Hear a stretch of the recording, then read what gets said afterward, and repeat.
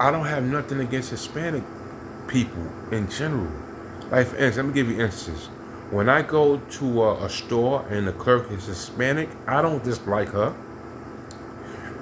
It's business. I'm going there to buy something. I don't go there to just start, discriminating. I go there to buy something, and that's it. So it's nothing personal. So I don't go there with a grudge on nobody. But if I sense you just don't like me, or whatever, then I'm like, I'm gonna be skeptical and I ain't gonna like you as well. You know what I'm saying? I'm not gonna go from that to that store. And it just I done been around females, like I'm talking about hookers. Hookers that I deal with, the Hispanic hookers that I dealt with. I done had situations where I'm in a bitch crib and I'm direct. I'm in a bitch crib. This is back in like 2000, and this is what made me like really like be skeptical about Spanish because Puerto Rican bitches. And I'm saying it's not all. There's no one size fit all. I don't just like all Puerto Rican bitches. You know what I'm saying? I'm just saying the ones that made me like have bad experiences. So it's like I'm not gonna like when I deal with hookers, I'm not gonna deal with a Puerto Rican hooker like that. You know what I'm saying? Because I just know they're not trying to like. A lot of times they're not trying to follow doing what they say they're gonna do. So I was fucking this Puerto Rican bitch. That's what made me stop going to bitches' cribs. If I go to any crib, it's probably a tranny, like, cause I don't have to worry about a cross dress or whatever. Hey, this may be too much information, but I only deal with hoes, jump offs. I don't deal with regular girls that work and you gotta be around them. I only deal with jump offs. You know what I'm saying? I don't have too much of responsibility, too much of a financial obligation or responsibility to keep things going smoothly. So I only deal with hoes, female hoes, tranny hoes, whatever. You know what I'm saying? Drag queen hoes, street walkers, all that. As far as my health, I use, pills and prep for the AIDS, HIV, and herpes, potential herpes outbreaks, potential herpes exposure, because the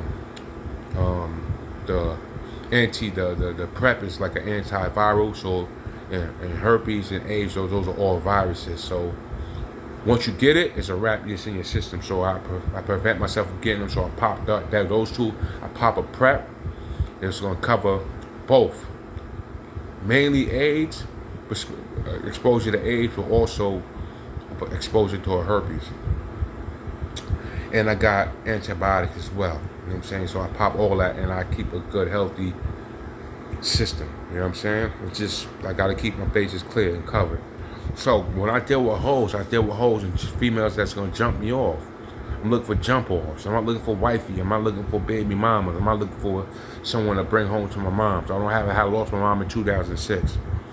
So the first time I had a bad experience with a Hispanic female was when I went to in 2010, and I was going on my like fuck 100 bitches in 100 days type of thing. You know what I'm saying? So I was on it like that. So I once went to this bitch that I seen offline, and I went to the crib, and it was like an office. Like back in the days, $30 you could fuck a bitch with it. You fuck a bitch, $50, $80 tops. You had $80, you fucking some bad bitch. You fucking $80, you fucking a bad bitch.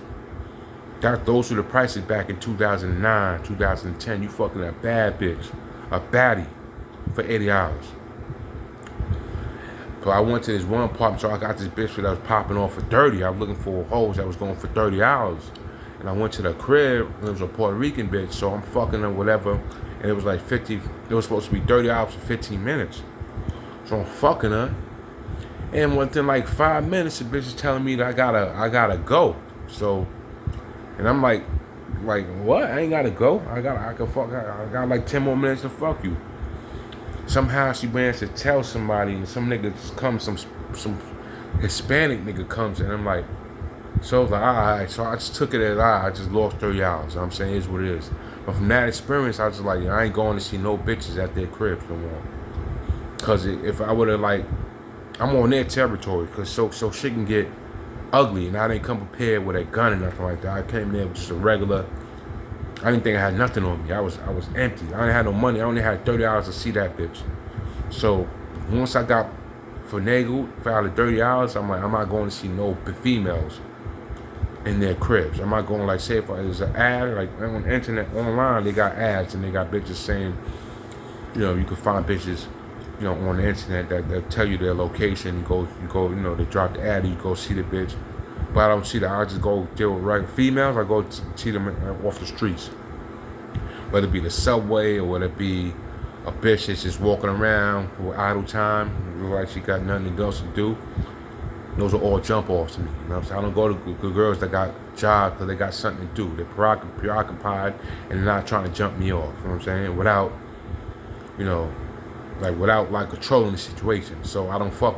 So that situation had me like not really trying to fuck with Puerto Rican bitches. Then I used to go to clubs and bag Puerto Rican bitches in the club and take them to the hotel. It just happened like twice.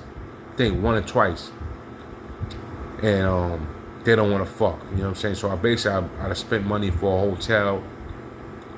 And cause I didn't have my crib at that time. I was living with people. I was living with either my baby mama or my assistant. You know what I'm saying? That would help me when my baby mom tried to take me out the crib or whatever. So it happened to be a Blaze. So I had a lot of bad experiences with Puerto Rican females. So it's to the point where, and these are hoes, you know what I'm saying? I don't know about the regular Puerto Rican girl females, but I'm all sure they could be prima donna-ish, because I just could tell a prima donna type of bitch.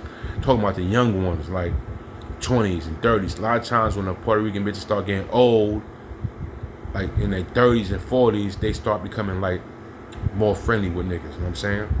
Because they know that they may be a commodity to a black man, you know what I'm saying? May not be a commodity to a Hispanic man. So that's when they start becoming more friendly. I noticed that with Hispanic women. But the young ones, 20s, 30s, that ain't hood. But the ones that's on prima donna time, they didn't get along too well with them. So I was like, so anyway, I have no problem against Hispanic women. I'm just telling you that I don't go looking for a jump off when I deal with them.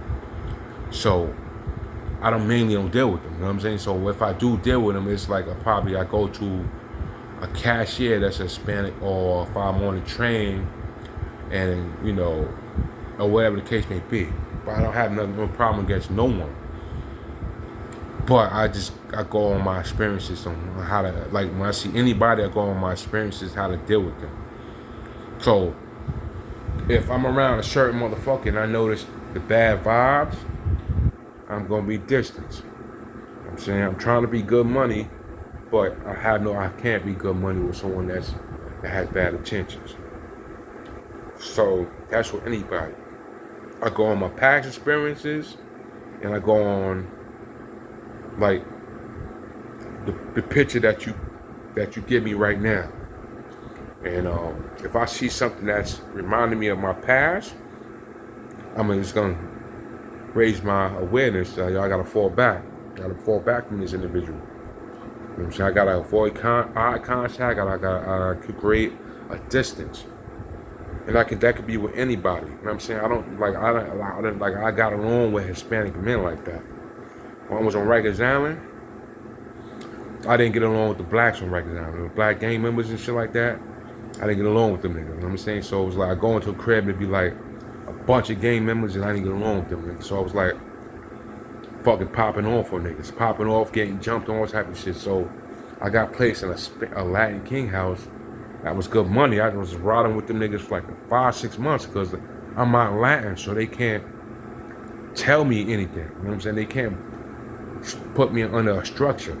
So they would just like be like, there's nothing too personal when I dealt with the Hispanic men.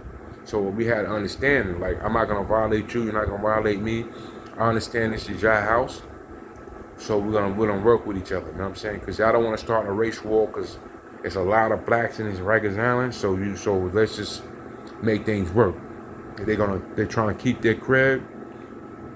And you know, any person that violates to the point of no return, then they're gonna have no choice. Cause I was in a crib and they had this white nigga that was violating the Latin King niggas. And you know, they ended up jumping a nigga. When I was on records now 2006, they ended up jumping a nigga. And he just talked mad shit to them niggas. They gave him like a pass, gave him a pass a bunch of times. And they just decided to jump the nigga, you know what I'm saying? So it was like, I ended up staying in that crib. I just go play ball with the niggas and all that. So I didn't really like, I know where to keep my distance, you know what I'm saying? Only time I really socialize with any of them niggas is when it's time to play basketball. As far as anything other than that, I didn't ask for nothing. You know what I'm saying? I just got my food and do, you know, but any other souls, like, don't think I'm on no shit not liking Hispanic people. But I go on my past experiences, and I go on, are you a good enough person for me to, you know, I don't know, like, you know what I'm saying? So like when I see Spanish niggas playing basketball, I don't dislike them because I don't know them. So if I just watch them playing basketball. But as far as anything personal, I don't get personal with nobody. So that's how I move. So that kind of like explains to you, like, as far as the female Puerto Rican hookers, no good. I didn't have good experiences. Even in the girls that I went to clubs, the little club hoes, you know what I'm saying? I didn't have good experience. I fucked a few Puerto Rican chicks as well. They were good money. But I had so many bad experiences that I don't know. Like, the bad outweighed the good. And I'm not like, you know, so. Also, the Spanish bitch got me fired from my gym. I used to work as a gym instructor. And the bitch used to be up in my face every fucking time I go there. So I'm like, I didn't know that I can't start macking the bitches. You know what I'm saying? At work, I gotta keep it professional.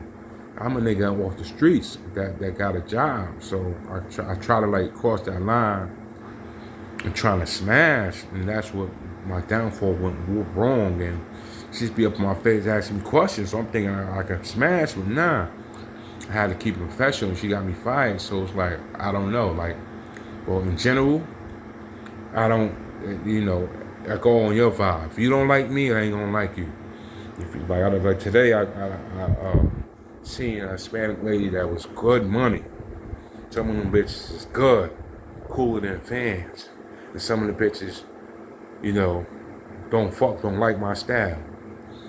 Could be a lot of reasons, you know what I'm saying? Just my YouTube channel, because it could be just the fact that the bitch may not like men at all, and the bitch may be in a relationship, or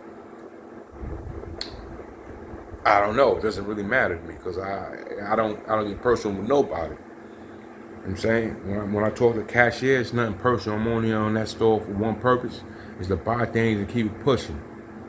Now, if I decide to take it there to that next level and start waiting for her to get off work, that's getting personal. I don't do those. You know what I'm saying? I don't do that with any female. Or